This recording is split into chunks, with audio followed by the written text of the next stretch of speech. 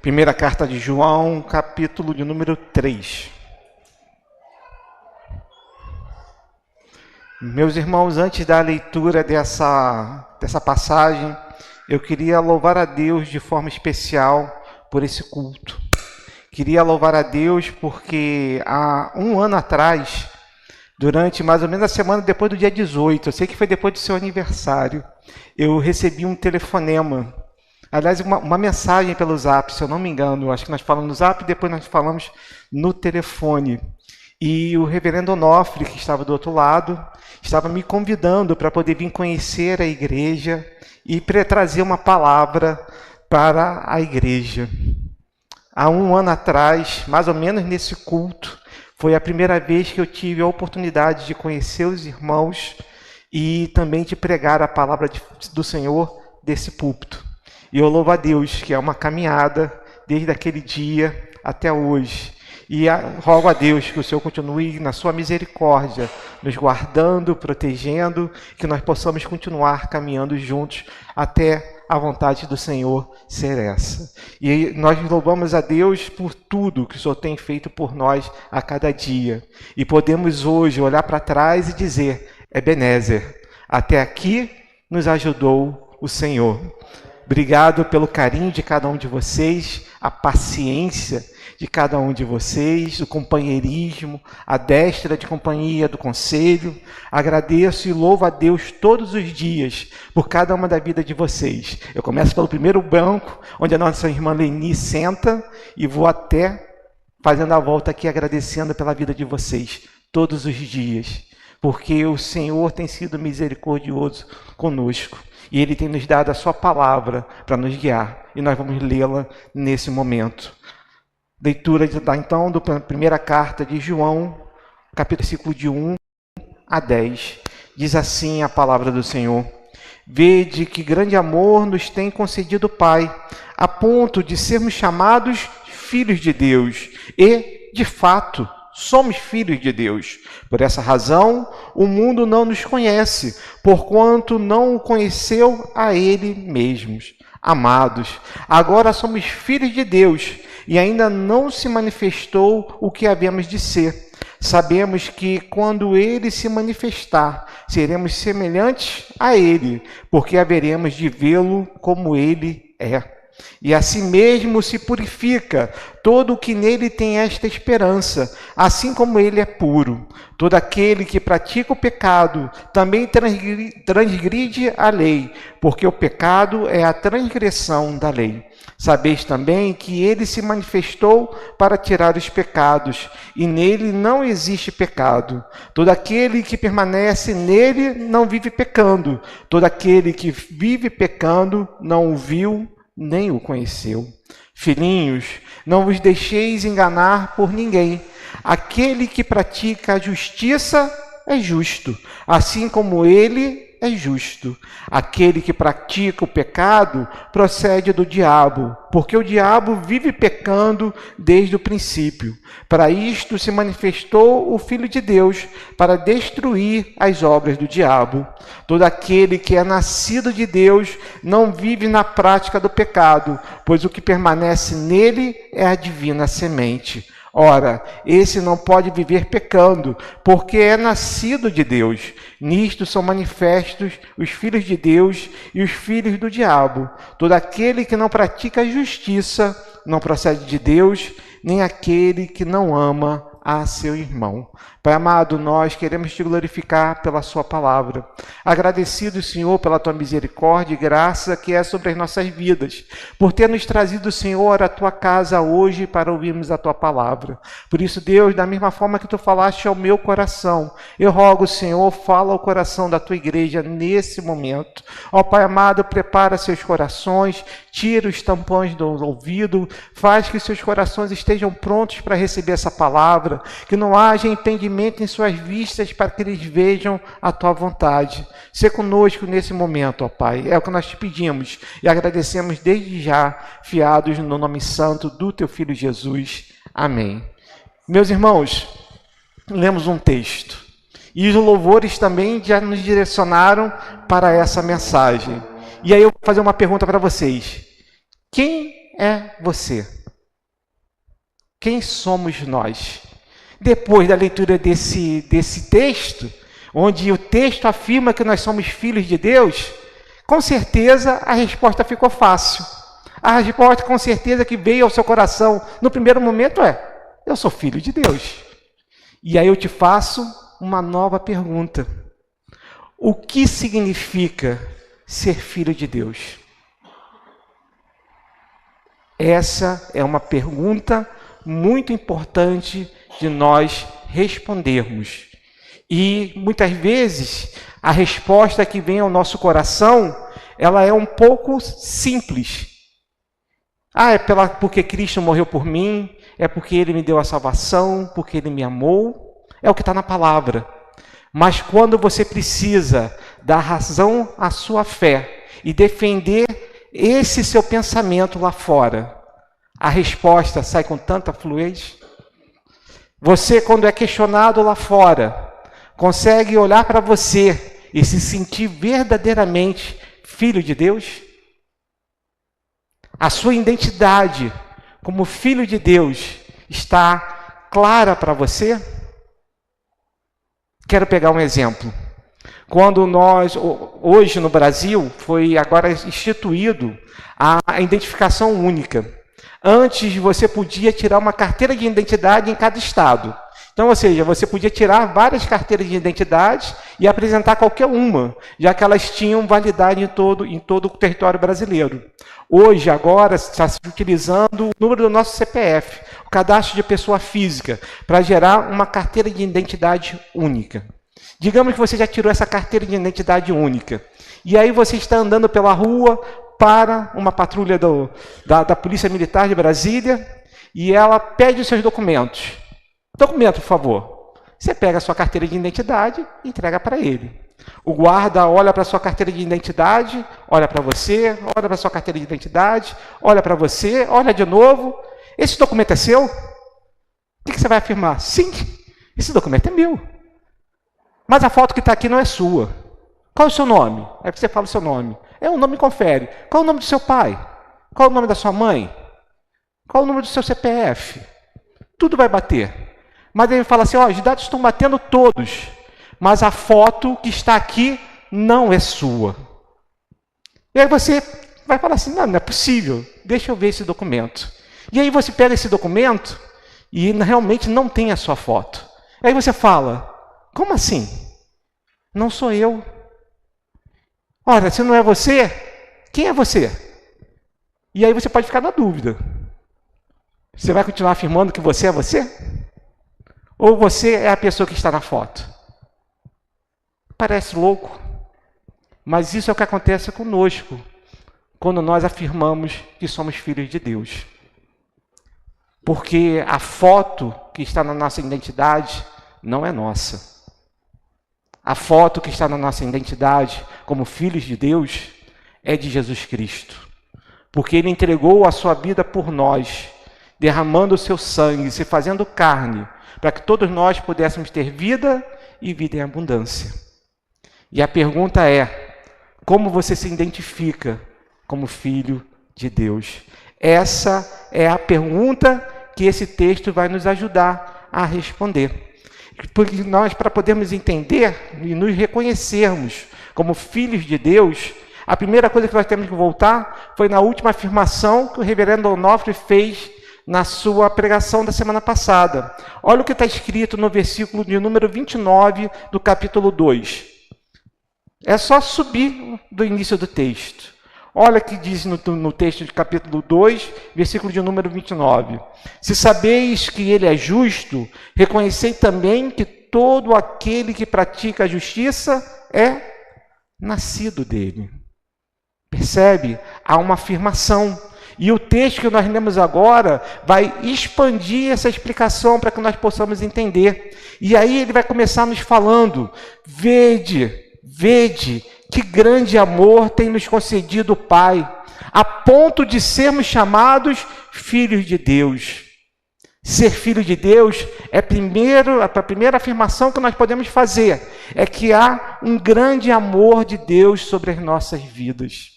Quando nós olhamos esse texto, vamos lembrar de João 3, versículo de número 16, que nos diz que Deus amou o mundo de tal maneira que nos deu o seu Filho unigênito para morrer por nós, para que todo aquele que crê nele não pereça, mas tenha a vida eterna. Esse é o tamanho do amor por nós, que nos faz ser filhos de Deus. Mas uma palavra nessa frase, que também é muito importante, que é, veja aqui, que grande amor nos tem concedido. O tempo do verbo que aqui está, ele demonstra que esse concedido de Deus é propriedade nossa eternamente. O concedido que aqui está traduzido quer dizer que aquilo que nós estamos recebendo não pode ser retirado de nós em nenhum momento. Quando nós fomos feitos filhos de Deus, quando Jesus morreu por nós naquela cruz e derramou o seu sangue por nós, ele nos fez filho eternamente. E aí nós precisamos perceber que não foi pelo nosso esforço, foi pelo maravilhoso amor de Deus por nós, é graça imerecida. E dessa forma, meus irmãos, nós precisamos perceber que nós fomos feitos filhos. E é interessante que em grego há dois termos para dizer que é filhos, teknos e hios. Geralmente, quando fala de Jesus como Filho de Deus, ele vai usar a expressão rios. Rios, para ser mais exato, com a acentuação, ele queria dizer que era um filho adulto, um filho que tinha deveres, responsabilidades e privilégios. Mas nós, como somos feitos filhos de Deus, como o texto está nos afirmando aqui, ele usou um termo que vai nos falar que nós nascemos na família de Deus. Somos recém-nascidos. Só que muitas vezes, meus irmãos, nós não nos vemos dessa forma. Muitas vezes, meus irmãos, nós olhamos para nós, no nosso espelho, na nossa pequenez, nos nossos pecados, e não conseguimos nos ver como filhos de Deus. Mas é dessa forma que Deus nos vê. E aí João vai nos afirmar agora, olha de lá, e de fato somos filhos de Deus. Precisamos lembrar que a carta foi escrita para pessoas que estavam sofrendo com gnosticismo, pessoas que estavam sendo assim levadas a crer que eles não poderiam ser filhos de Deus, que eles precisavam ter uma série de conhecimentos para poder chegar ao ponto de ser chamado de filho de Deus. Então você está pecando é porque você não é filho de Deus. Você não conhece a palavra é porque você não é filho de Deus. Havia uma acusação sendo feita contra eles, enquanto João vai dizer o contrário. João vai afirmar que nada pode nos tirar o título de filhos de Deus. Essa é a certeza que tem que ter no nosso coração, para que nós possamos começar a olhar para aqueles que nos acusam, ou que pedem que nós expliquemos porque nós somos filhos de Deus, e possamos dar justificativa que realmente somos. João vai afirmar, de fato, somos filhos de Deus, mas ele vai continuar, por essa razão, o mundo não nos conhece, porquanto não conheceu a ele mesmo. Meus irmãos, a palavra conhecimento que aqui está colocada não quer dizer um conhecimento racional, de intelectual, de conhecimento de olhar para um livro e conhecer aquela matéria. Aqui o que o autor quis nos dizer foi uma revelação espiritual. Nós conhecemos a Deus de uma forma especial que o mundo não consegue entender. E da mesma forma que quando Jesus veio, ele foi rejeitado pelos seus. As autoridades não conseguiam ver nele o Messias prometido, o Messias esperado. Nós, quando estamos no mundo, também somos vistos da mesma forma, sem que eles possam entender quem nós somos. É isso que João está falando. Se você está no mundo e você não é reconhecido pelo mundo, você é realmente um filho de Deus. Agora, se você está no mundo e o mundo te conhece, há algo errado. Porque a palavra vai nos garantir que nós não podemos servir a dois senhores. Porque senão vamos agradar um e desagradar o outro. Não há como agradar o mundo e agradar a Deus. Não há como estar com um pé na igreja e um pé no mundo. Há uma decisão a ser tomada. Somos tocados pelo Espírito Santo a cada momento, para que possamos verdadeiramente estar olhando para nós e entender que nós somos filhos de Deus.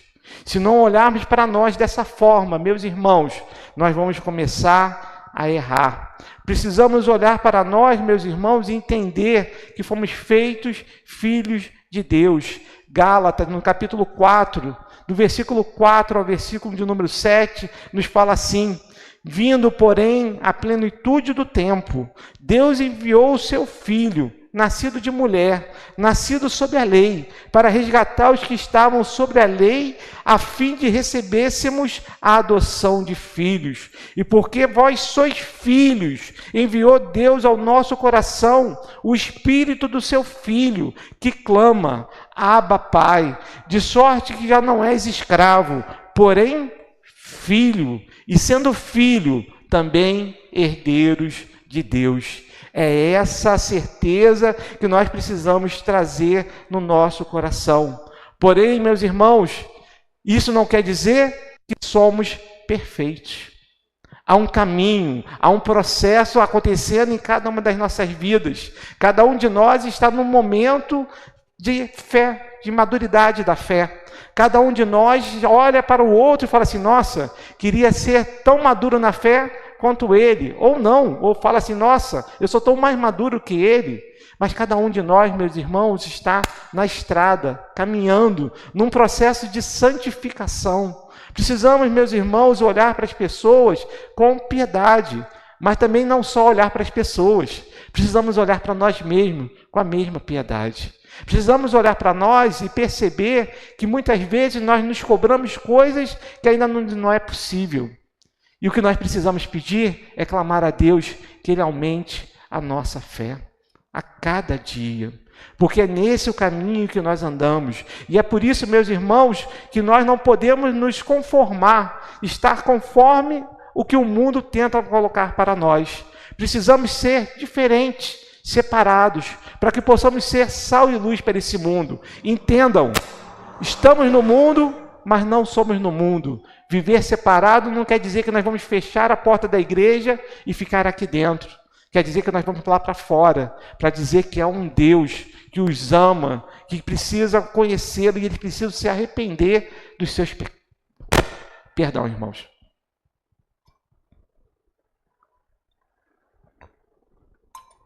Precisam se arrepender dos seus pecados. E é dessa forma que nós podemos sim olhar para Deus como nosso Pai. Reverendo Onofre nos mostrou na semana passada algumas formas que nós precisamos adotar para podermos realmente começar a caminhar nesse caminho. Reverendo Onofre, esse microfone não está esquisito, não? Gente, vocês estão me ouvindo bem? A voz parece que para mim está variando, não? Estamos tranquilos? Então, ok, perdão. E dessa forma nós precisamos lembrar o que o reverendo Onofre nos falou na semana passada. Ele trouxe duas palavras novas para o nosso vocabulário. Ele falou sobre a ortodoxia e a ortopraxia, né? Palavras difíceis para dizer uma coisa que nós já conhecemos. Palavras que vêm do grego, que uma quer dizer a verdadeira doutrina, a doutrina correta, e a outra quer dizer que é a forma de agir corretamente, a forma que agrada a Deus. Ora, o que nós afirmamos que a Bíblia é para nós? A nossa regra de fé, ortodoxia e prática, ortopraxia.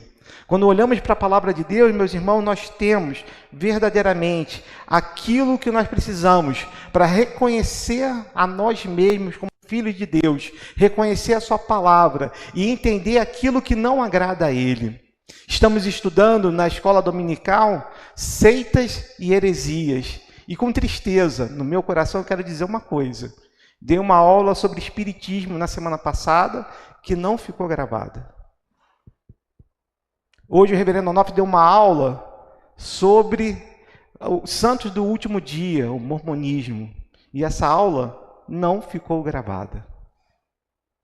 Se você não está vindo, você não está se preparando para saber o que faz diferente do mundo.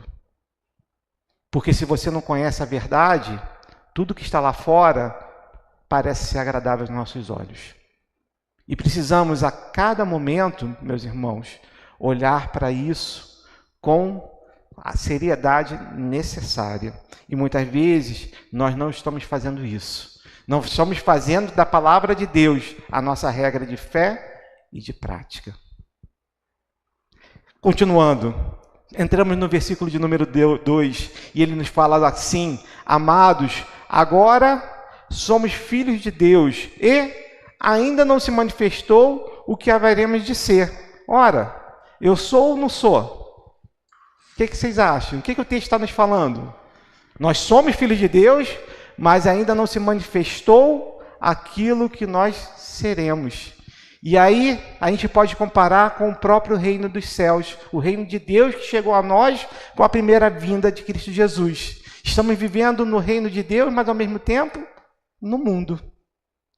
É um já e um ainda não. Esperando o quê? Aquele dia que Jesus vai voltar para nos buscar. O dia que o Senhor virá para finalmente nos entregar corpos glorificados, onde seremos transformados e viveremos eternamente na presença de Deus. Naquele momento, meus irmãos, quando recebemos um corpo ressurreto, quando recebermos, sim, a pureza espiritual, longe do pecado, poderemos viver aquilo que muitas vezes nós nos cobramos no dia de hoje.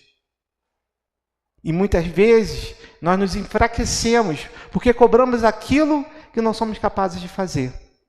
E não percebemos que o Senhor nos chamou da forma que somos. Talvez hoje, nesse dia, muitos não estejam aqui porque não tenham se sentido realmente capazes. Não tenham sentido que pudessem estar na casa de Deus. Por aquilo que fizeram na semana, pela fraqueza da sua fé. E nós vemos bancos vazios. Precisamos mudar tudo isso que nós temos feito, a forma que nós temos agido. E aqui nós percebemos que a palavra deixa muito claro que quando Jesus se manifestar na sua segunda vinda, que nós chamamos de parousia, aí sim seremos perfeitos. Precisamos olhar para esse momento e saber que ele vai acontecer e que naquele dia, sim, nós seremos como somos hoje, filhos de Deus, semelhantes a Ele, como a palavra nos fala, mas não iguais, porque não teremos onipresença, onisciência, onipotência, mas teremos a consciência necessária para adorar e bendizer o santo nome de Deus. Por isso, meus irmãos, nós precisamos olhar e entender que a nossa condição de filhos de Deus, a nossa condição como cristãos, não é só hoje, é para sempre. Ouviu um amém? Agora sim eu ouvi um amém. Meio tímido. Podemos melhorar. Porque quanto mais nós acreditamos na nossa identidade, mais nós louvamos a Deus. Mais nós vamos falar glória e aleluia. Quanto mais nós acreditarmos que isso é uma verdade e que ela deve ser vivida hoje, mais nós vamos louvar ao Senhor e teremos sorrisos em nossos rostos. Por quê? Porque não há problema nenhum para as nossas vidas, porque nós temos a certeza da salvação. É isso que o Senhor está nos mostrando nesse texto, porque Ele está mostrando justamente que um dia nós vamos vê-lo face a face. E aí, meus irmãos, nós entramos no que está falando no versículo de número 3.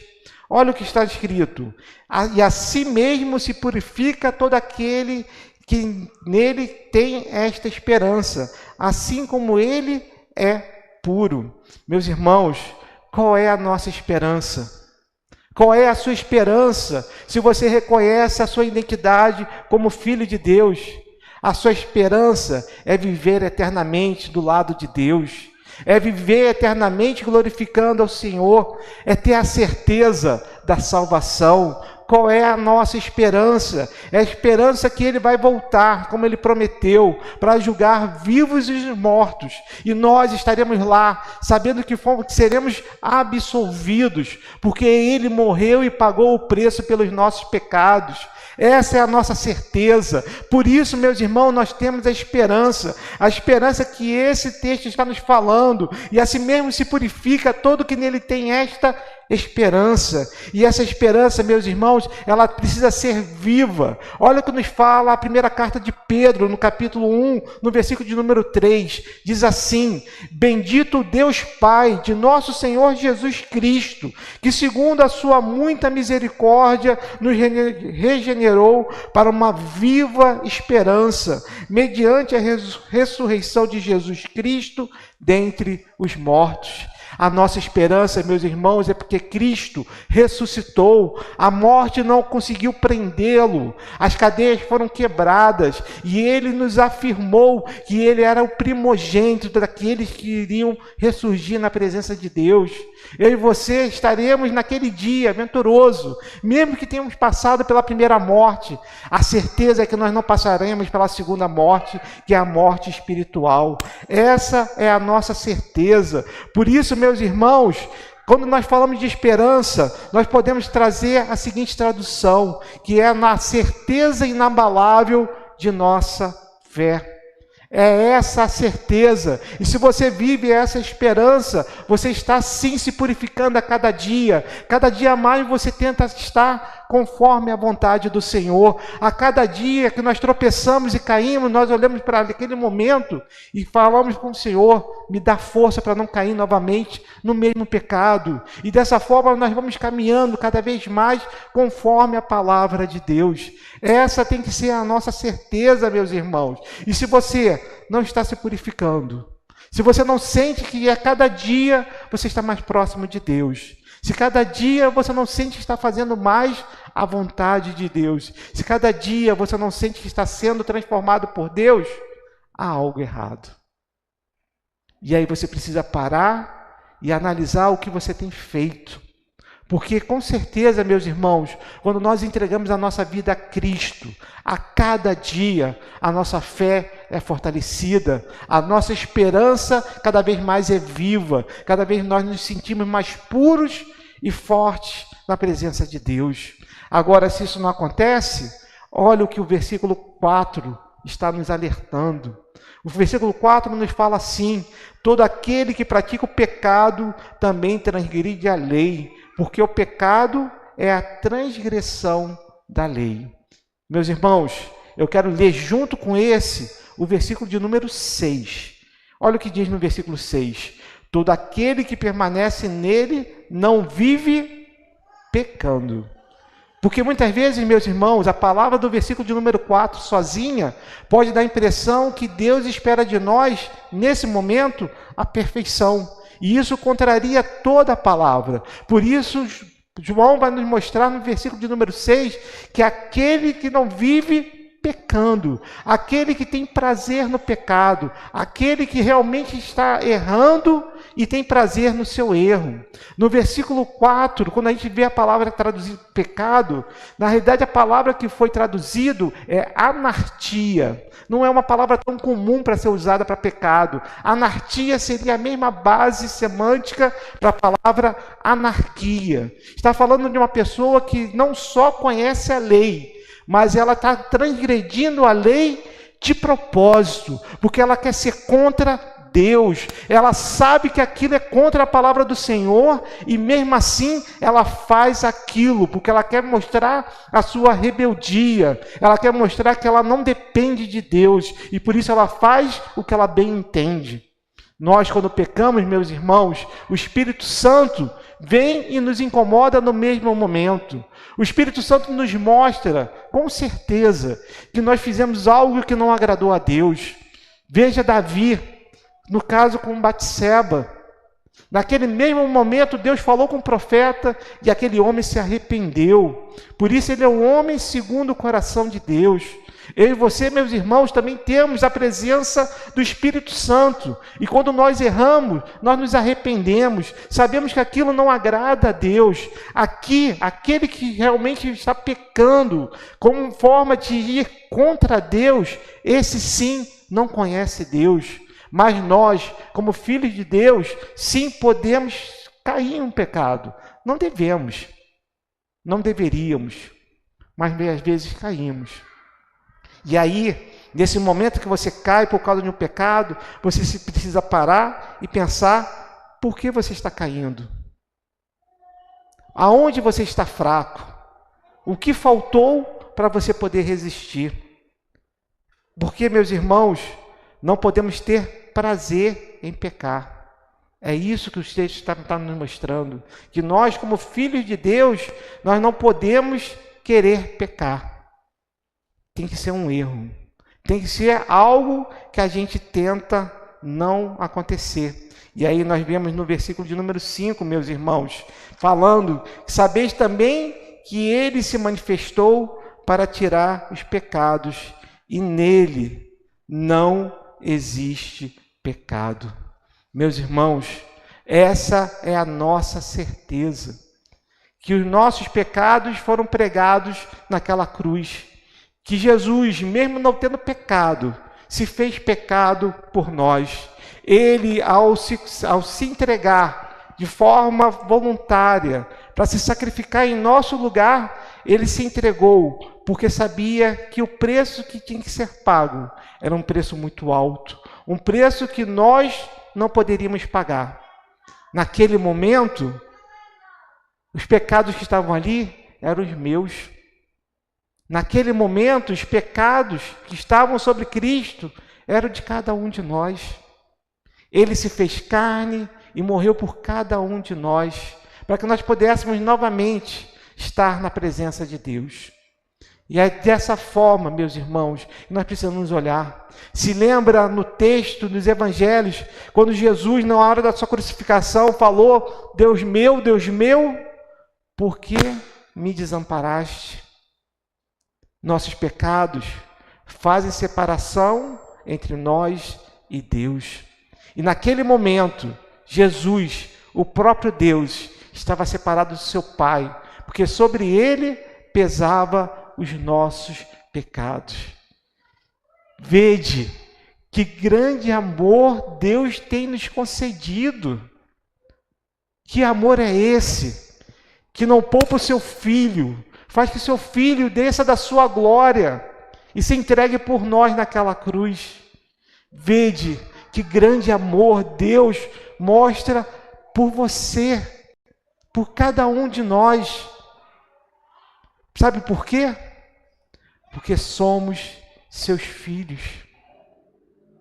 Essa é a certeza que precisa estar no nosso coração.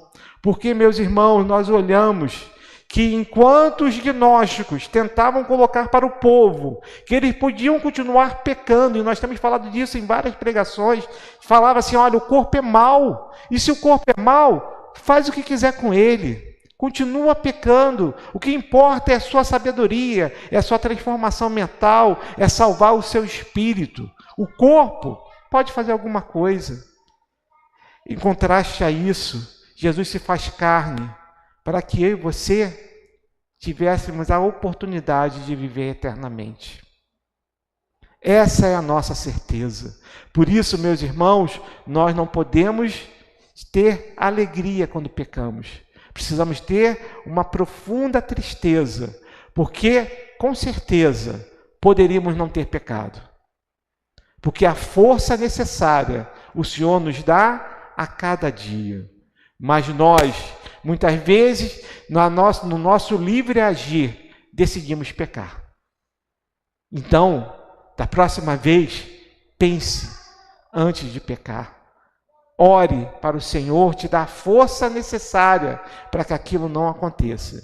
E se acontecer, peça perdão, porque Deus está pronto para nos perdoar. E aí, vendo que Ele se manifestou para tirar dos nossos pecados, o versículo 6 vai nos dizer: todo aquele que permanece nele não vive pecando, como eu já expliquei. Todo aquele que vive pecando não o viu e nem o conhece. Meus irmãos, se nós não devemos viver pecando, nós não podemos ter prazer no pecado. Precisamos lembrar que Jesus nos separou para sermos santos, para sermos um povo eleito, para podermos estar com Ele eternamente. E se hoje pecamos, apesar de sermos filhos de Deus, é porque não permanecemos nele como deveríamos e poderíamos. Vamos voltar ao texto um pouquinho, no capítulo 1 da carta de João, no versículo de número 7. Quase que o reverendo Onofre hoje falou sobre ele, né? Mais um versículo ele falava. Diz assim: se porém andarmos na luz, como ele está na luz, mantemos comunhão uns com os outros, e o sangue de Jesus, seu Filho, nos purifica de todo pecado.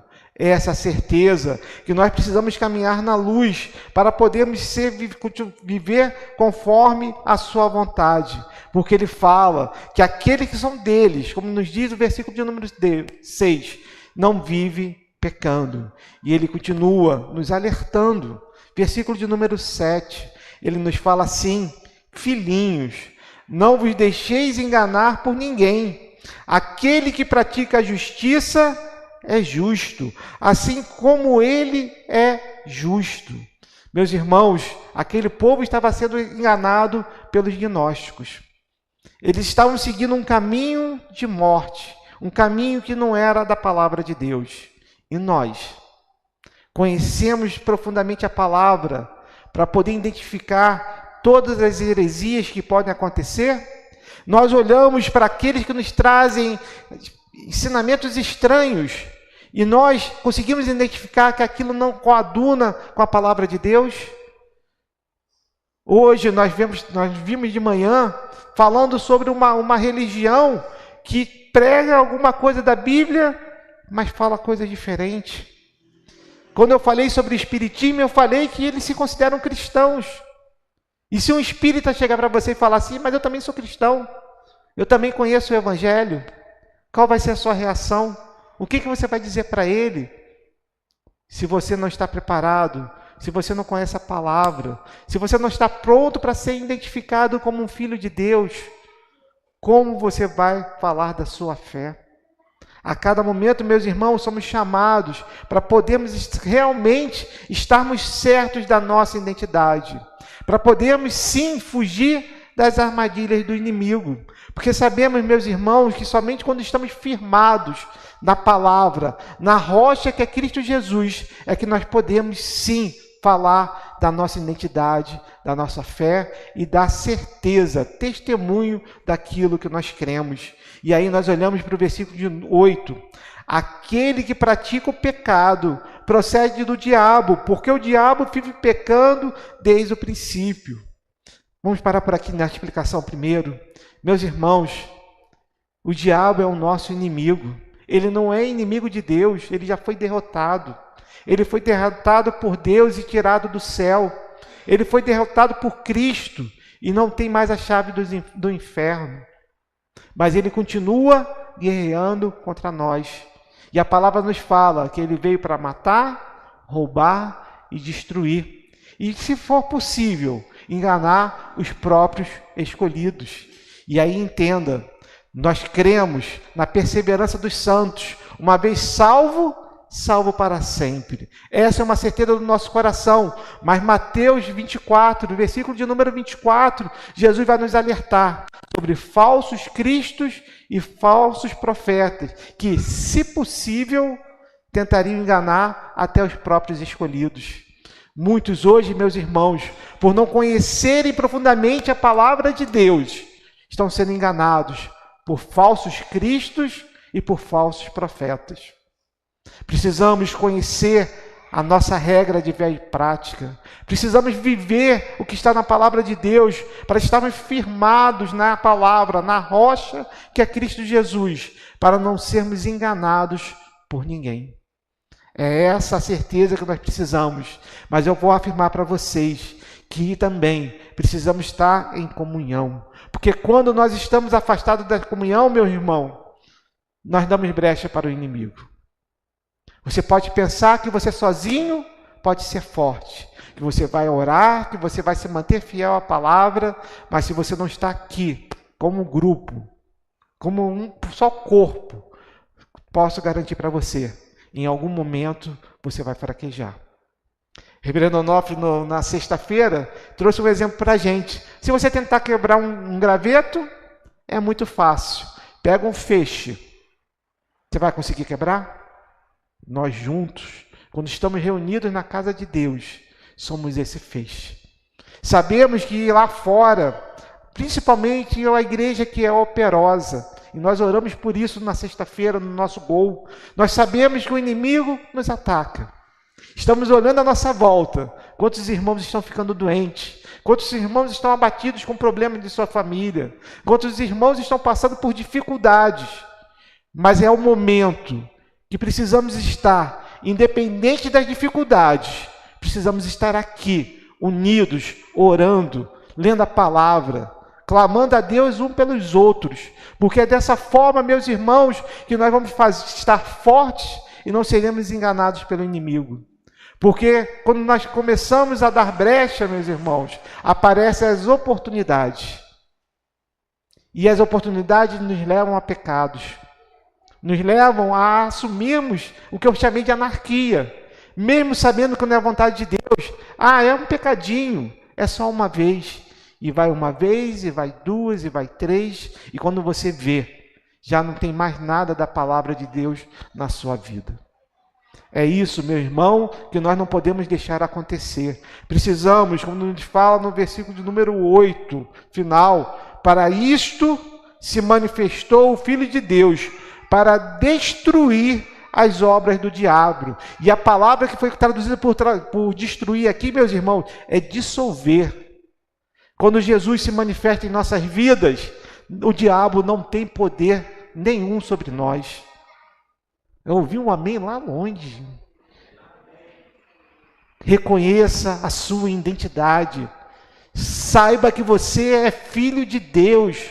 Saiba que o Senhor é contigo, independente do problema que você passa. Esteja forte na igreja. Esteja aqui conosco, orando, lendo a palavra, clamando ao Senhor. Porque eu sei que nós estivermos juntos, nós estaremos verdadeiramente na presença de Deus. A palavra nos garante, meus irmãos, onde dois ou mais estiverem juntos, Jesus ali está. Sozinho, nós não somos nada. Não fique em casa. Você que está me ouvindo, que não está aqui, não fique em casa. Porque nesse momento da palavra, eu me dirijo a você que não está aqui. A você que está passando por problemas e dificuldades, mas não está na casa de Deus para que nós possamos orar por você. Precisamos que você se fortaleça, nós te amamos e queremos você aqui, independente do problema que você está passando. Porque todos que estão aqui, eu tenho certeza que também estão passando por algum problema. Mas estão aqui para que nós possamos juntos, como um só corpo, fazer a vontade do Senhor. E é isso que eu quero para você, meu irmão, minha irmã, que está ouvindo pela internet. Venha participar na quarta-feira conosco. Nós temos orado por você. Venha às sextas-feiras no grupo de oração no lar. Nós temos orado por você. Venha ao domingo na escola bíblica dominical. Nós temos orado por você. Venha ao culto para que nós possamos ouvir a palavra de Deus juntos e possamos crescer em santificação a cada momento. É isso, meus irmãos, que falta a nós.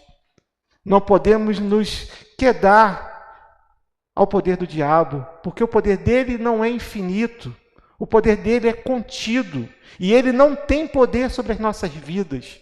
Essa é a certeza que precisamos ter no nosso coração. Por isso, meus irmãos, nós temos que olhar que Jesus destruiu a obra do diabo, e aí ele complementa no versículo de número 9, dizendo assim: todo aquele que é nascido de Deus não vive na prática do pecado, pois o que permanece nele é a divina semente. Meus irmãos, aquele que pertence a Deus tem a semente de Deus dentro do seu coração. A palavra de 1 Pedro, capítulo 1, versículo de número 23, diz assim: pois fostes regenerados, não de semente corruptível, mas de incorruptível, mediante a palavra de Deus, a qual vive e é permanente. E eu falo mais, Evangelho de João, capítulo 12, versículo de número 24, o próprio Jesus vai falar: em verdade vos digo, se o grão de trigo caindo na terra não morrer, fica ele só, mas se morrer, produz muito fruto.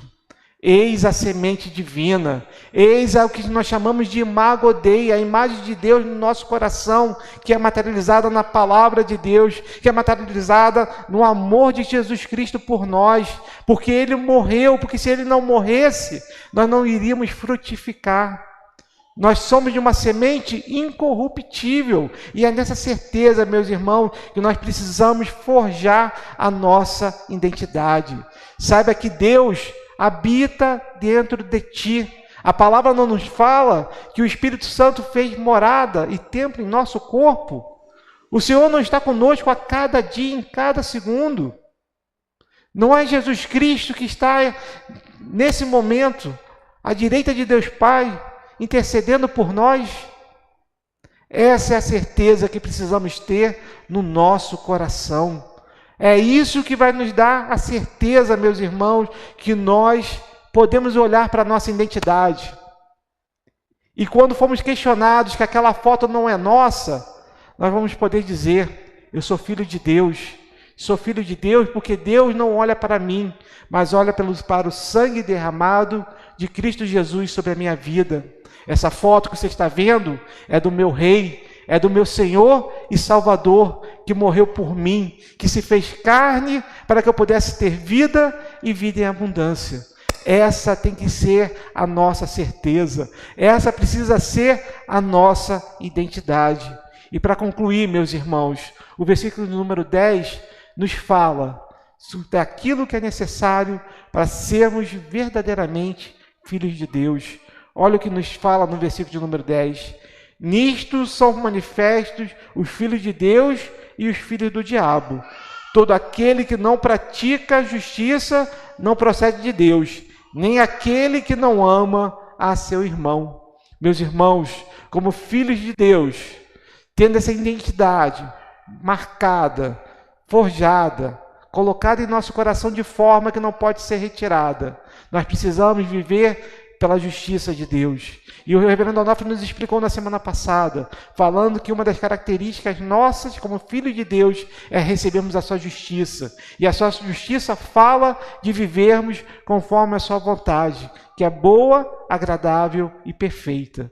Precisamos amar a Deus sobre todas as coisas, mas precisamos amar ao nosso irmão, ao nosso próximo, como a nós mesmos. Para sermos igreja, meus irmãos, para sermos filhos de Deus, precisamos olhar uns para os outros e pedir perdão e sermos perdoados pelos nossos erros.